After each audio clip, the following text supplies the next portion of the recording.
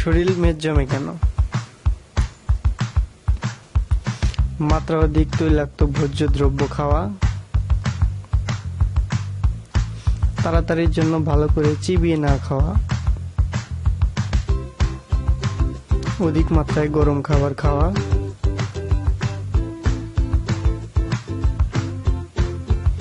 একটু বেশি গরম পানিতে প্রতিদিন গোসল করা। সূর্য তাপে গরম পানিতে গোসল করলে কিছু হবে না। প্রতিদিন অধিক মাত্রায় মিষ্টি খাওয়া, সবসময় কিছু না কিছু খেতে থাকা,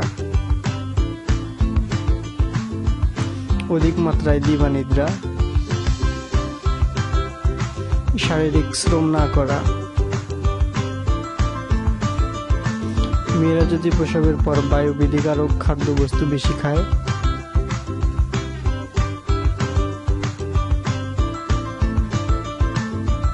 মেদ কমাবার জন্য কি কি করণীয়?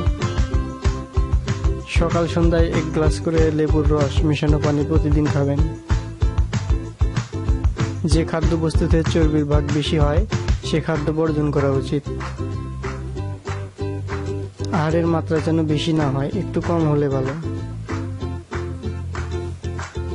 কাঁচা নুন খাবেন না, খাওয়ার সাথে পানি না খাওয়া ভালো। খাওয়ার পর মিনিট 5 রেস্ট নিয়ে পানি পান করবেন।